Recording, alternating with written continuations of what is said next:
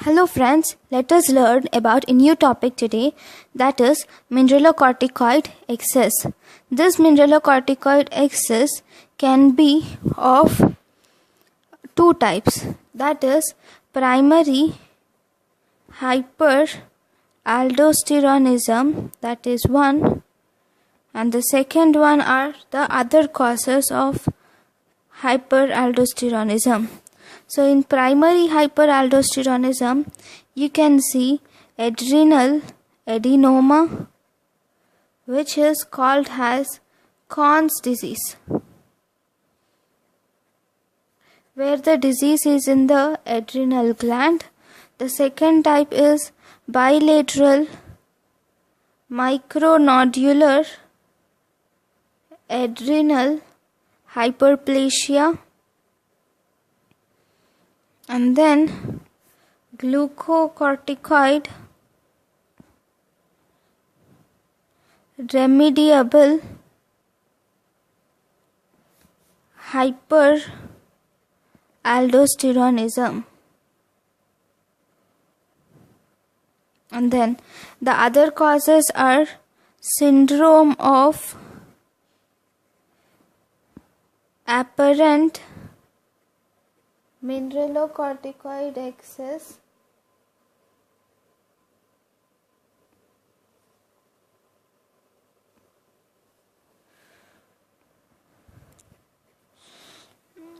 and then Cushing syndrome, and then glucocorticoid resistance, and then adrenocortical carcinoma, which will manifest as like this, and it can be due to congenital adrenal hyperplasia and progesterone induced hypertension and Liddle syndrome. So let us learn about each of them in detail. And there is one more cause, which is secondary hyperaldosteronism. In secondary hyperaldosteronism, there is number one, inadequate renal perfusion, that may be due to a diuretic therapy or cardiac failure or liver failure or nephrotic syndrome. Okay, that is one. And the second type is there is renin secreting renal tumor. So let us learn each of them in detail now. So number one, it is primary hyperaldosteronism. So primary hyperaldosteronism, in this, number one, Conn's disease, that is here there is adrenal adenoma which produces increased aldosterone. And then the second cause is, this is most common, or this is seen in 40%, not the second most common. Then there can be bilateral micronodular adrenal hyperplasia. So this is seen in 60% of the cases, and even here this will produce increased aldosterone secretion. And then the third one is glucocorticoid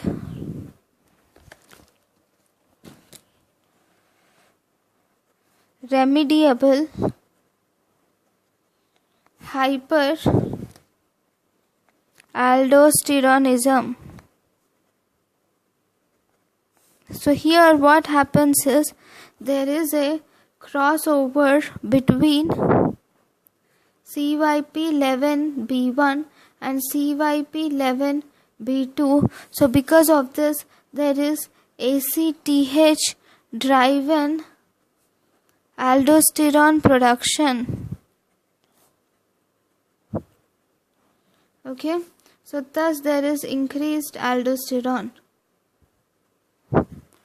So this is also called as dexamethasone suppressible hyperaldosteronism.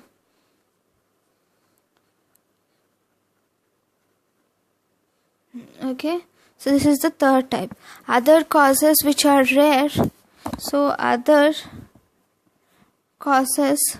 Okay, first let us learn about secondary hyperaldosteronism and then we will learn about rare causes. In secondary causes of hyperaldosteronism, here it can be number 1, inadequate renal perfusion. That is, there is number 1, diuretic therapy. The patient may be on diuretic therapy, or there can be cardiac failure or liver failure or nephrotic syndrome, or the patient can be on renal artery stenosis. In all these cases there is decreased blood pressure and decreased fluid. So because of this will activate kidney, and this kidney will release renin, and this renin will activate angiotensin production to angiotensin 1. This angiotensin 1, in the presence of angiotensin converting enzyme which is by lungs, it converts into angiotensin 2. This will activate adrenal gland, leading to the production of aldosterone. Okay, so this is one thing which happens. The second cause is renin secreting renal tumor. So whenever there is renal tumor, this may release renin. So this is also a rare cause. Okay, so this is the second cause. So these are the two causes of secondary hyperaldosteronism. And now the other causes which are rare. These include number 1, syndrome of apparent mineralocorticoid excess. So here there is excess of mineralocorticoids apparently. This is because of a mutation in HSD11B2 gene. This results in lack of renal activation of cortisol to cortisone. There is no renal activation of cortisol to cortisone. So there is increased cortisol. This increased cortisol will activate mineralocorticoid, okay, receptor. So this is the second type, where there is syndrome of inappropriate apparent mineralocorticoid excess. Truly there is no mineralocorticoid, but we feel that there is mineralocorticoid excess. The second one is Cushing syndrome.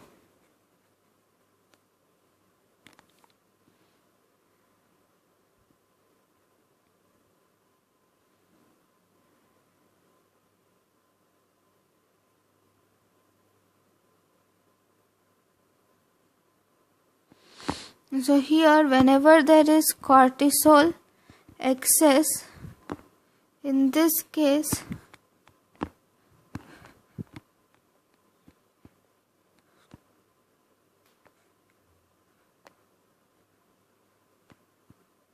this cortisol is not converted to cortisone by HSD11 beta 2. So this conversion is decreased, and this cortisol will activate mineralo. So this conversion, because of cortisol excess, this conversion is decreased. So thus activating mineralocorticoid receptor. This is the second type, which is Cushing syndrome. And the third type is glucocorticoid resistance. In this glucocorticoid resistance,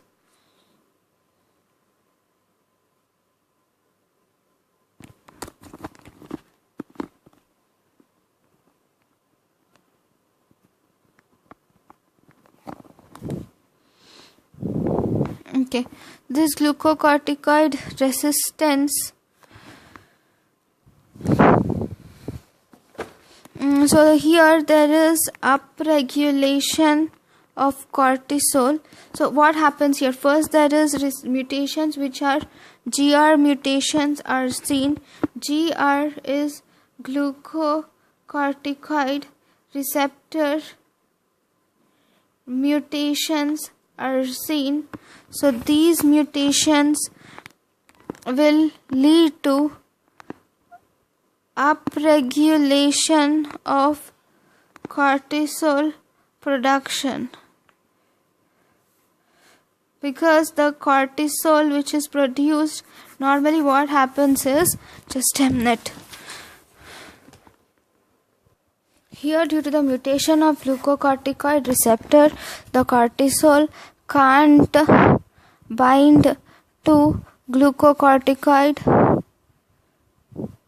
receptor. So there is increased cortisol. So this increased cortisol will activate mineralocorticoid receptor. Okay, so this is one more thing. The fourth one is adrenocortical excess or carcinoma. This adrenal cortical carcinoma, this will also produce increased aldosterone. This is primary hyperaldosteronism, which is a rare cause. And then the other fifth one is congenital adrenal hyperplasia. In this congenital adrenal hyperplasia, there are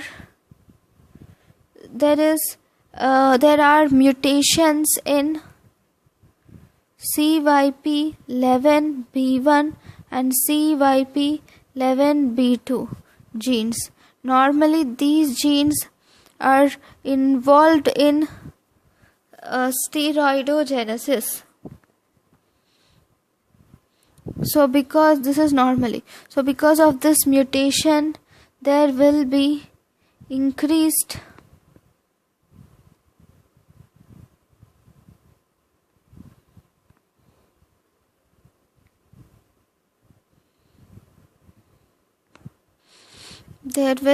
accumulation of deoxycortisone, corticosterone. This will activate mineralocorticoid receptor. That is one mechanism. There is one more mechanism for this. That is, whenever there is crossover mutations of promoter sequence between CYP11B1 and CYP11B2. This leads to the ACTH receptor signaling under the control of CYP11B2. So this leads to the production of aldosterone. Okay, so this is one more type of change which occurs in congenital adrenal hyperplasia.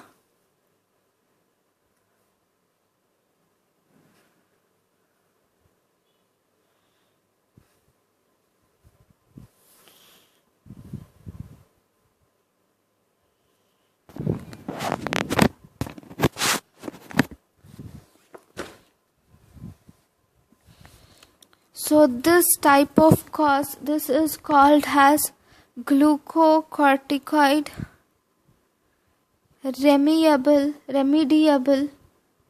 Sorry, I'm really sorry. This is something else. I just forgotten, and because of the mutation genes, I forgot, and I told this here. Okay. So now the next cause we have learned about the CYP gene. This is the fifth cause, and then the sixth cause is progesterone induced hypertension. Then what happens? The progesterone, first there is mutations in mineralocorticoid receptor gene. Mineralocorticoid receptor gene.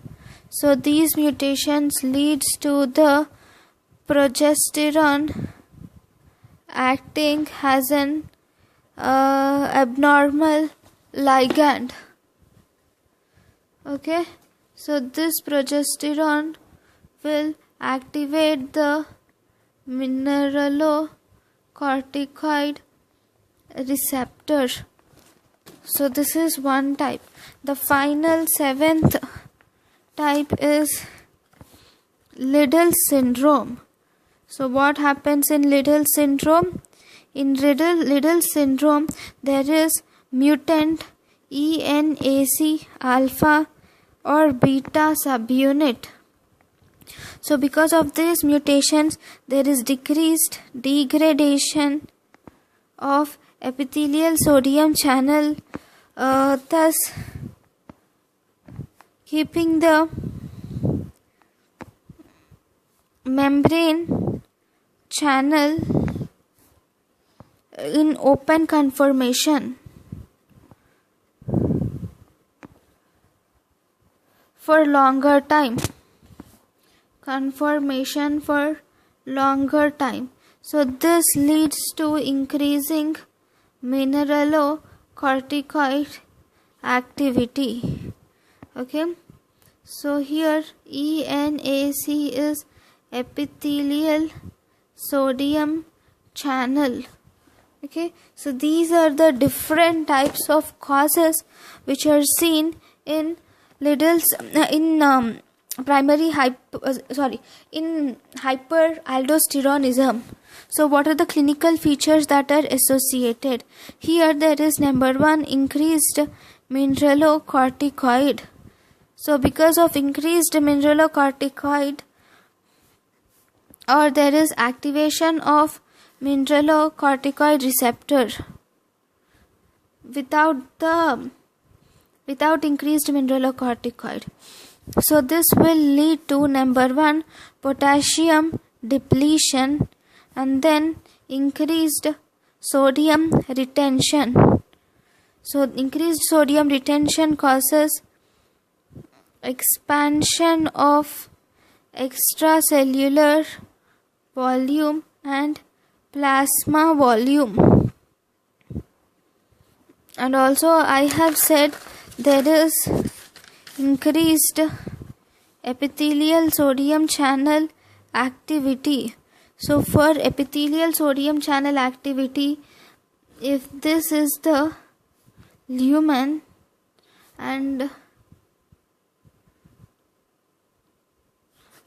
if this is the cell and this is the epithelial sodium channel, if this is the lumen and if this is the blood, there is retention of sodium and excretion of hydrogen ion simultaneously. So because of increased epithelial sodium channel activity, there is hydrogen depletion, which causes metabolic alkalosis. Okay, so here if you see, as I have said, there is potassium depletion and sodium retention. Because of these two things, there is a condition which is hypokalemic hypertension. Hypokalemia, I said hypertension because of sodium retention.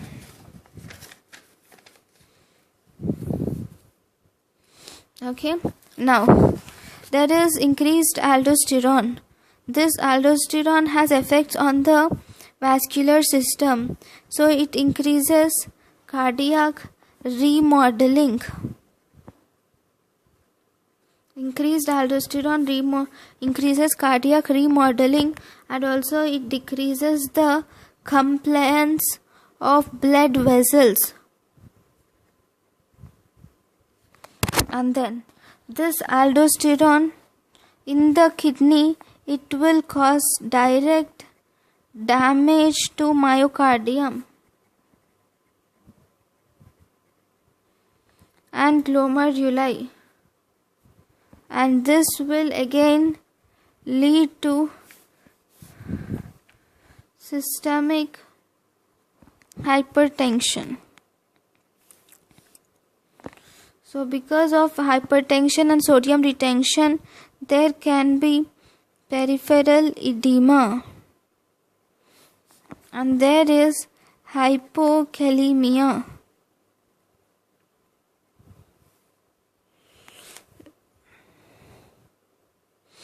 This hypokalemia is associated with muscle weakness and overt proximal myopathy,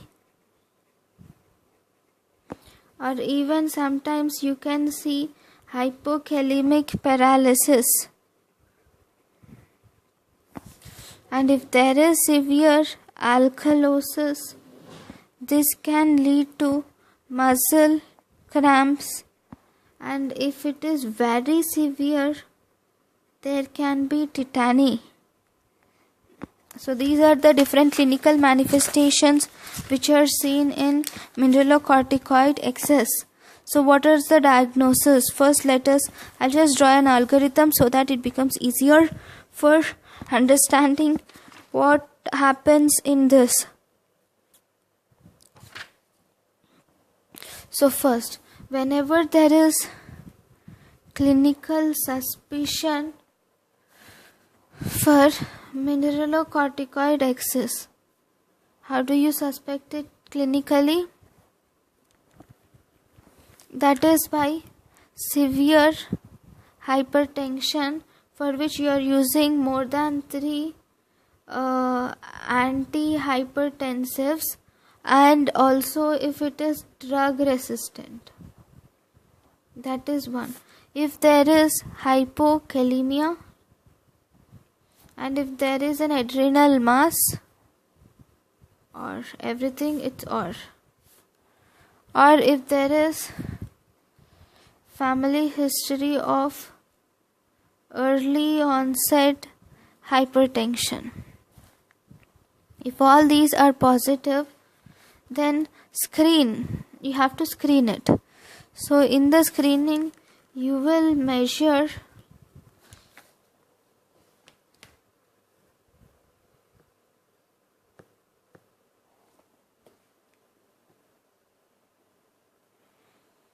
Okay. In the screening, you will measure aldosterone to renin ratio, that is ARR.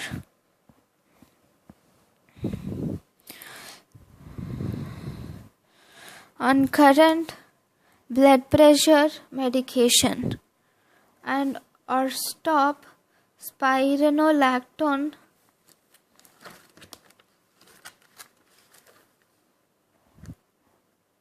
for 4 weeks, and with hypokalemia corrected. This is positive if aldosterone renin ratio is more than 750 picomole per liter is to nanogram per milliliter per hour, and the aldosterone is more than 450 picomole per liter. Okay, if this is positive, then you will confirm the diagnosis.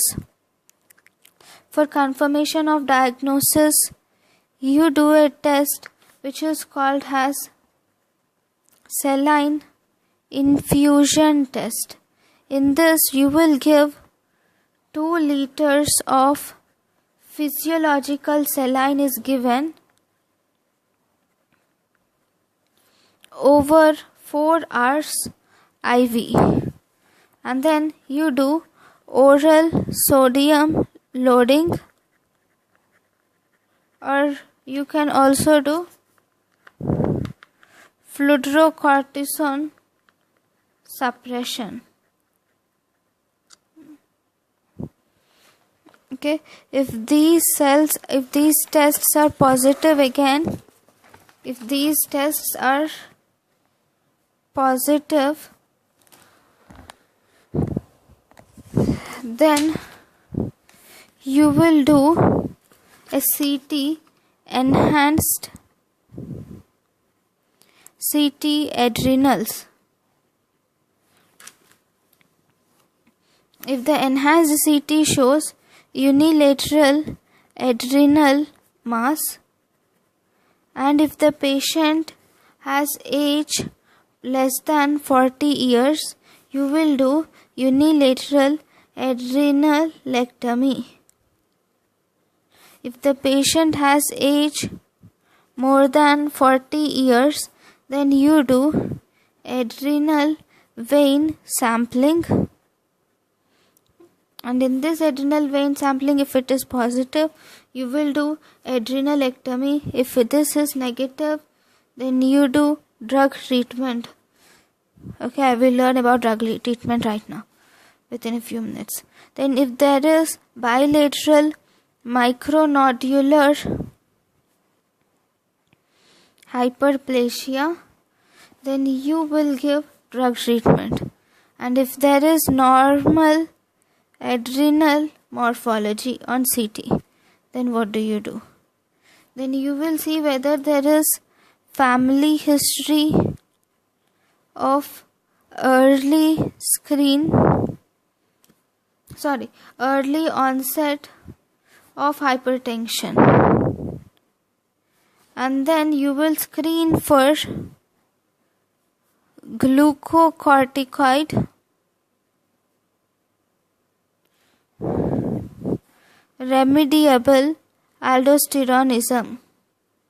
If this is due to the glucocorticoid has receptor variation, and that is activating mineralocorticoid receptors. If this is negative, you will give drug therapy. If this is positive, then you will give dexamethasone 0.125 to 0.5 milligram per day. And then there are some rarer causes also, right? If this screening, if you see that this screening is negative, then what do?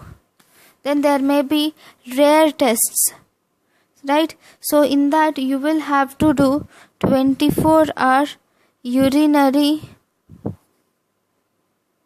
steroid profile, that is glucocorticoid and